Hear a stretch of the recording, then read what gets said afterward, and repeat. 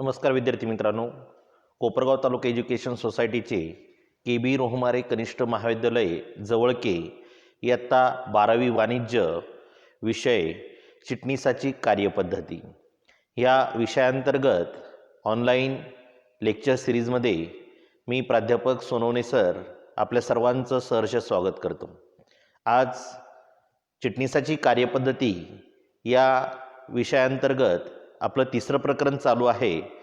मागच्या पिरियडला आपण तिसऱ्या प्रकरणाला सुरुवात पण केलेली आहे। भागांची विक्री किंवा भाग विक्री, भाग विक्री कशासाठी केली जात असते आणि भाग विक्रीच्या पद्धती कोणकोणत्या आहेत याचा अभ्यास आपण लास्ट पिरियडला मागच्या लेक्चरला केलेला आहे। भागांची विक्री करत असताना सर्वात प्रथम भाग विक्री का करायची हा सर्वात महत्त्वाचा प्रश्न काही विद्यार्थ्यांना पडला असतो की भागांची विक्री का करतात, भाग म्हणजे नेमकी काय असतं बा।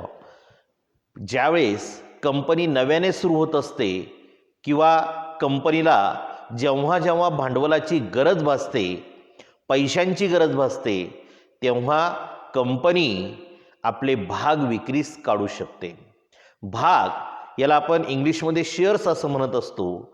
शेअर्स म्हणजे हा एखादी वस्तू नव्हे, तो एक कागदाचा भाग आहे। त्यावरती कंपनीचं नाव छापलेलं आहे, कंपनीचा पत्ता छापलेला आहे। ज्या व्यक्तीने भाग खरेदी केले त्या व्यक्तीचं नाव तिथं छापलेलं आहे। त्या व्यक्तीने किती भाग खरेदी केले त्याची संख्या तिथं नमूद आहे आणि कोणकोणते भाग खरेदी केले, म्हणजे 1 नंबरपासून तर 5 भाग खरेदी केले असेल तर 5 नंबरपर्यंतचे भाग, ती संख्यासुद्धा भागांना नंबर दिलेले असतात। ते नंबर त्या शेअर्स किंवा त्या भागांवरती नमूद केलेले असतात। म्हणजे थोडक्यात एक कागदच असतो किंवा कागदी डॉक्युमेंट्स असतं, त्याला आपण भाग असं म्हणत असतो। ही वस्तू नव्हे, ही कागदावरती फक्त लिहिलेलं असतं आणि कंपनीचे जे चेअरमन असतात, जे संचालक मंडळ असतं, त्या संचालक मंडळाच्या चेअरमनची त्यावरती सही दिलेली असते। जे व्यक्ती भाग खरेदी करतात त्यांना आपण भागधारक असं म्हणत असतो आणि भागधारक हे कंपनीचे मालक असतात। भागधारक हे कंपनीचे मालक असतात। त्यांची संख्या असंख्य आहे, ती विखुरलेली आहेत वेगवेगळ्या भागांमध्ये। म्हणून कंपनीचं कामकाज पाहण्यासाठी सर्वच भागधारक येऊ शकत नाही। त्यामुळे त्या असंख्य भागधारकांमधून काही भागधारक आपण संचालक म्हणून काय केलेले असतात, नियुक्त केलेले असतात।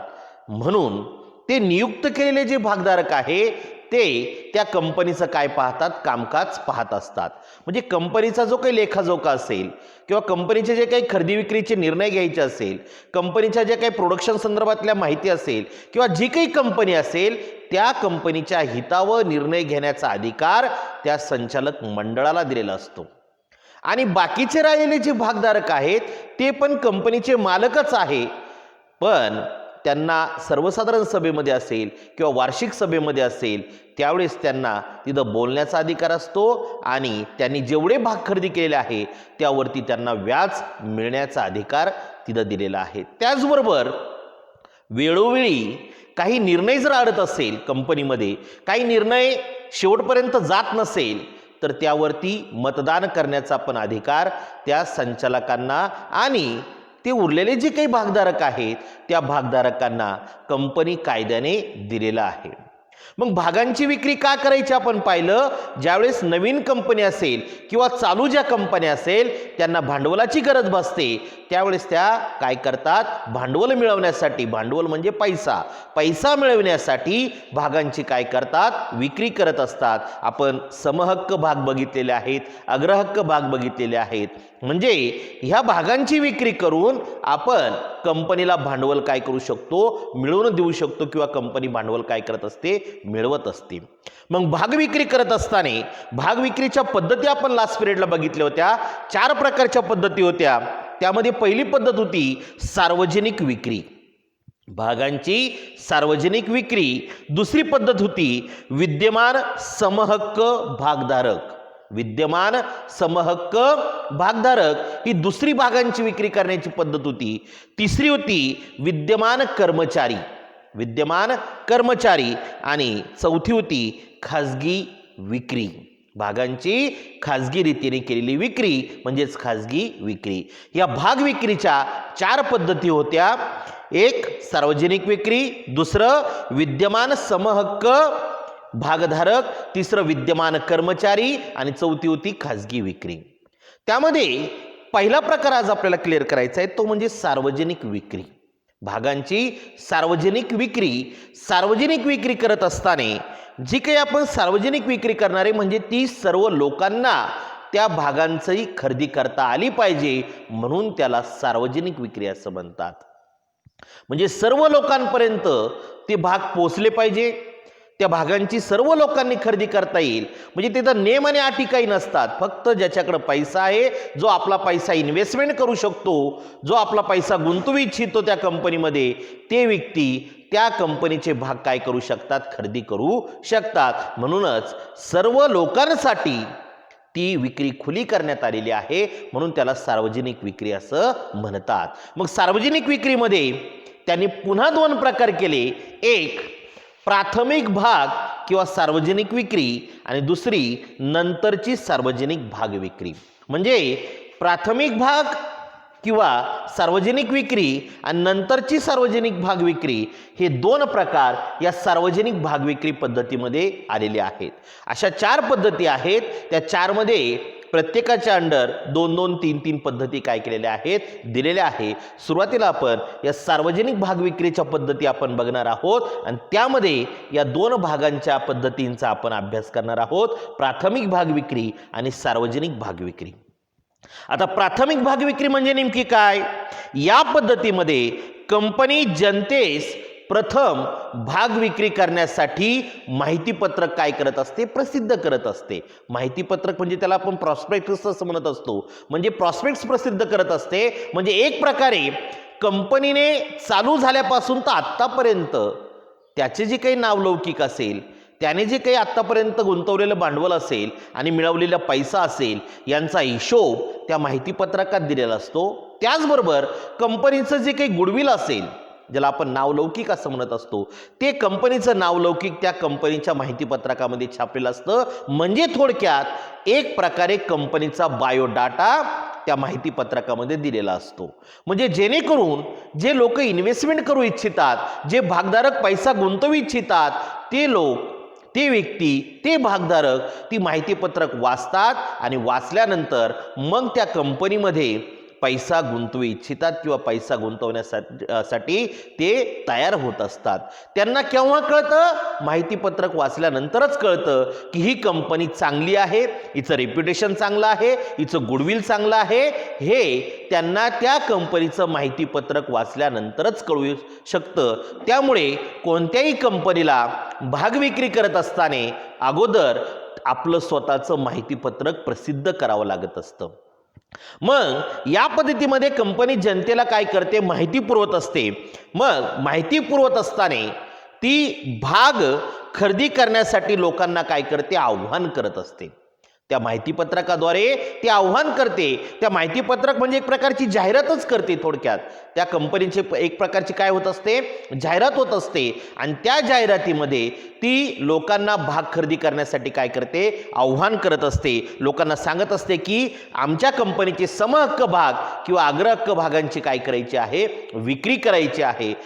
ज्या लोकांना त्याच्यामध्ये इंटरेस्ट असेल, ज्या लोकांना त्या कंपनीमध्ये शेअर्स खरेदी करण्याची इच्छा होत असेल, त्या लोकांना त्या कंपनीचे शेअर्स खरेदी करण्यासाठी खुले करून दिलेले असतात. म्हणूनच त्याला आपण सार्वजनिक भागांची विक्री असं म्हटलेलं आहे. त्याचबरोबर नवीन कंपन्या किंवा ज्या चालू स्थितीमधल्या कंपन्या आहेत यांना भांडवलाची गरज भासते. त्यामुळे ते काय करतात, जनतेकडून भाग विक्री करण्यासंदर्भात भांडवल उभारण्यासाठी लोकांना काय करतात, आव्हान करतात. म्हणजे ज्या नवीन कंपन्या असेल, चालू स्थितीतल्या कंपन्या असेल, त्यांना भांडवलाची गरज भासली की ते भागांची काय करतात, लगेच विक्री करतात. आणि भागांची विक्री करून नंतर ते काय करतात, पैसा लोकांकडून भागाच्या रूपाने किंवा भाग विक्री करून त्याच्या पद्धतीमध्ये, त्या रूपाने, त्या स्वरूपामध्ये ते काय करतात, भांडवल मिळवत असतात. सुरुवातीला किंवा प्रथमतः कंपनी जनतेला भाग विक्रीसाठी आव्हान करते आणि प्राथमिक भाग विक्री करत असते. म्हणजे जे काही कंपन्या आहेत त्या कंपन्या सुरुवातीला भागांच्या विक्रीसाठी लोकांना किंवा जनतेला आव्हान करतात आणि नंतरच त्या भागांची काय करत असतात, विक्री करत असतात. भाग विक्रीमधून जे काही भांडवल मिळत असतं, जो काही पैसा मिळत असतो, तो पैसा कंपनीसाठीच खर्च करण्यात येत असतो आणि ते जो काही भांडवल आहे ते कंपनीमध्ये इन्व्हेस्टमेंट करायचं, गुंतवायचं.